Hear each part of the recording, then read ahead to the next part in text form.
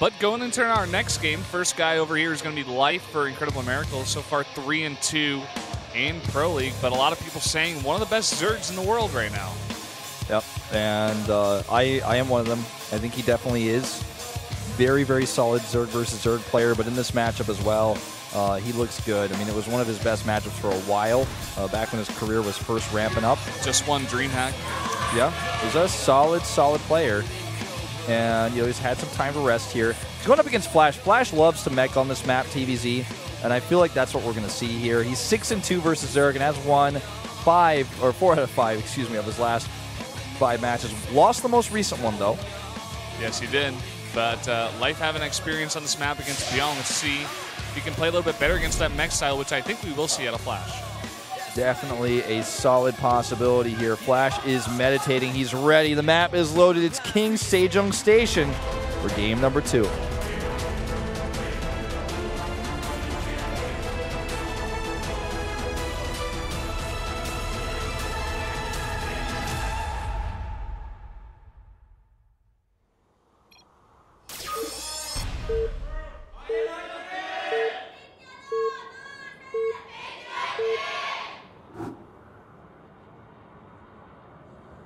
LTA는 SK텔레콤. Down here in the bottom right in the blue for Incredible Miracle, it is Life. His Red Bull shirt's getting simpler and simpler. Up here at the top left, Proxy number 2. We just saw this on this map at a TVZ. We're going to have another Terran do the same thing. But this one is going to be an 8-8-8, it appears to be. 8 depot, 8 refinery, 8 barracks. They're actually 8 barracks and then 8 refinery, of course, but like, you know, those 3 structures. What do you think is the reason that Terrans are starting to do this on this map? Do you think Zergs are just like preparing too much for the mech? That's expected? A lot of people believe that Terran in this matchup is really weak right now. It's also a really good map for the Reaper build because you can pop into the main. We often see it over there behind the main base, like to the right side. Doesn't look like that's what he's going to do in this case, but a lot of people are saying, you know, Terran is really weak in this matchup. There's been a lot of discussions about the transformation servos, a change I really like. There was also a proposed change to the upgrades to make Terran upgrades a little bit cheaper. I think that's a bit overkill, especially considering that's one of their strengths really in the matchup right now. You don't want to overdo that, but I don't know. This isn't an all-in actually at this stage in the meta right now, but we'll see how much damage he gets done with it, how greedy Life is. He hasn't really drone scouted, you know, he's just going to go for this blind here. Yeah. Sending out that second Overlord in a little bit of a different path to what we just saw in the last matchup. So he's not going to see this, and the Reaper is going to get into the main base. Does get started right now. Yeah. And going to maybe bunker here, actually. Let's see if he wants to commit to that. Yes. It's no dream bunker. This is much more serious. This is the nightmare bunker, Brandon. The nightmare bunker coming on FlaSh. And he doesn't see it just yet. It's on the edge of the creep. Yeah, and you know, this is going to give him a great point to pop back to. And here comes that first Reaper. Now, the spawning pool isn't even done yet. So this is going to start to become very annoying very quickly. And here's that first Reaper. Let's see how quickly Life can respond. Good drone pull there. That was like, oh my God, gets the surround, doesn't get the kill. That was like a miracle we just witnessed right there, like 2 miracles in a row. And the SCV over here barely surviving as well. He's got that bunker to fall back to. That drone gets cheeky. And one goes down here. And will maybe get that second one. Good micro here by Life so far. And that spine is real. You know, that's no Spore Crawler cancel to save a drone. He's going to keep that alive. And the legs pop out. That was so scary. Oh. But there's the bunker once again. Micro's back into it, and he's going to start picking off these lings. He's going to force so many lings out of life here.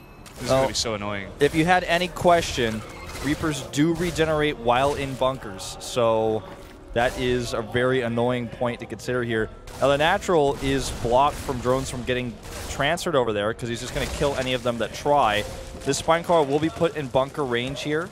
Yeah. 3 Reapers out right now, a 4th one on the way, and a command center back at home. That drone is dead, DED, man. DED dead. He's killed KILLT, man. And 2 L's? Yeah, killed. Ah, okay. Actually, no, only one. Yeah, only 1 L, actually. Like the Irish do it. Now, this Queen taking a lot of damage right now. Tanking a lot. More Zerglings pop out, but like we said before, there's still 3 Reapers. None of them have been killed, and another one is on the way. Well, that SCV pops around the corner. That's really important. And actually, he's sending his Reapers home. Running a bit scared here. Can't blame him for that. Now, these Lings, of course, will not out-DPS the build of a command center. That's not going to happen. But goes into triple CC. Worker count already in FlaSh's favor. A lot of Lings forced. In fact, in total right now, he's made 12 Lings. 1 just died, so that's 11 left. Yeah. And overall, it's been 4 kills there. But like you mentioned, the biggest thing there was so many Zerglings being forced. Really cuts down the Zerg's economy early on. And you really want to get those drones out early on because, you know, if you think about it, 1 drone out of 14 is a lot of loss mining there. It's 1/14 of the possible mining you could be getting. And he just wasn't getting by losing a bunch of them, making them into those Zerglings. Yeah. Well, let's see 5 more drones on the way here. And he's just continuing to make drones right now. And he feels safe. He saw the 2 CCs. So he's like, okay, I'm going to drone up here. Wouldn't be surprised to see their base come down as well. Yeah. Now, this Viking that comes out here is going to actually go around and hunt for Overlords. And that's going to clear up some drop paths for him. Will actually, you know, maybe supply block life. There's a 3rd. Yeah, 3rd base is dropped here. And curious to see what FlaSh goes into. So far, I mean, with the starport and basically no Marines here and more Vikings coming out, definitely could see mech. Yeah, you think he's going to go into mech? I'm thinking it. I could definitely see it. I mean, it's what we talked about before. It's what FlaSh. It's what's expected on this map. Well, there's the first armory. Will we see 2? Overlord is killed here. Killed. And no second armory for now. Banshee comes out, though. And obviously the lair is a far way away here. Oh, looks like he's going to lose some Reapers here. Yep, speed on the Lings now. Going to be able to surround at least 1. But with the follow-up with the Hellions, a lot of those Lings are going to go down. Spine Crawler here at the front. Yeah. Now these 3 Reapers going to pop up here into this backdoor crevice while the Hellions run into the natural, targeting down a few of these drones here. Now let's see if the Reapers get anything done. Actually getting a little bit of damage done here, forcing a lot of drones pulled. And he's eliminated several drones here, now putting the worker count again in his favor. And it's not done yet. Looks like he wants to try to get a few more. Already up to 17 drone kills. That is so much. Maybe we saw something similar happen to Biel with TY's build, but this is kind of the opposite way, where Life's 3rd base is a little bit delayed. FlaSh is getting his 3 command centers. He's got so many mules, so many SUVs coming out. This time, FlaSh is the overall advantage in drone kills as well as economy. Yeah. And Roach Warren comes up with a Spire here. The common follow-ups both to mech. You know, the Mutalists, if you rush them out early, can do some economic damage, force Thors to be made. And, of course, Roaches are going to be the bread and butter unit for the early game, especially against mech. As Banshee trying to get some kills here. Not a ton of damage done, but again, every kill counts when you've already lost so many Harvesters, and FlaSh is up 4 Harvesters on you here. This Ling stopping for a bit to check out the tourist attraction. Taking a break, just chilling, just relaxing. Not stressing. He will be if he sees those Hellions come his way like this.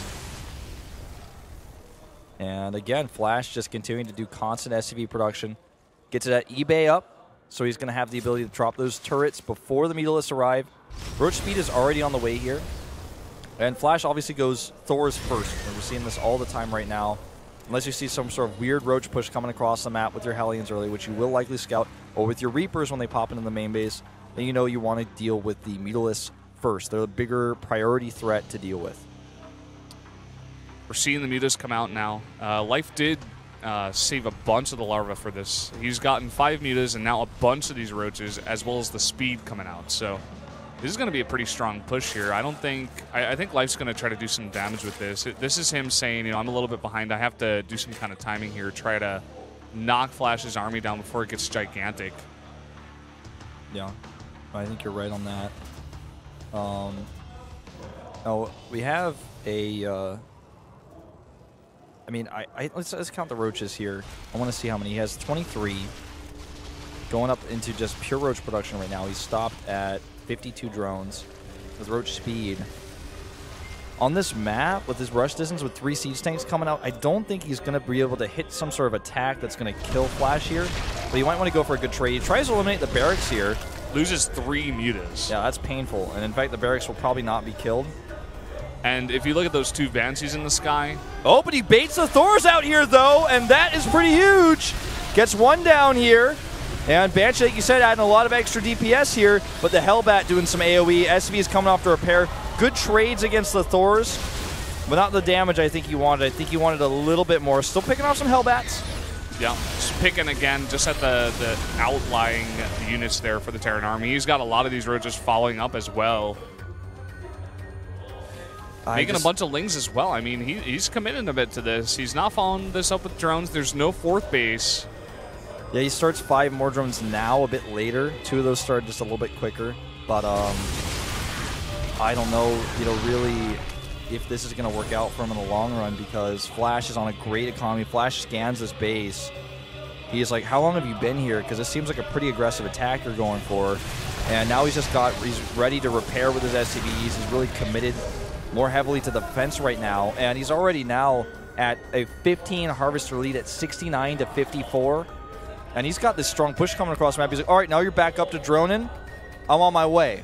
Yeah. I'm ready for that. And Life with this, he has no upgrades. We see them coming out now. It's the +1 to attack for both the range units and the area units. And, got to be careful about how he engages this one. Siege tanks here a bit late on the siege. And he eliminates some of those Hellbats, so that's pretty huge. He needs to go home and regenerate. Oh, he's even going to try to slow down this mech push by killing the rock tower. Nicely done. But the production of FlaSh here is really starting to kick in with all those harvesters he made.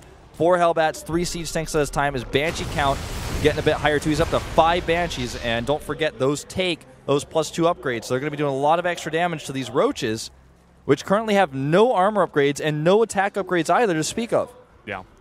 FlaSh, I feel like he's a little bit wary about the fact that he doesn't have much anti-air. He only has 2 of those Thors in that army, and with the mutas popping out here, he's like, oh, I need more Thors. Backs off a bit, makes a bunch of Thors and Hellbats.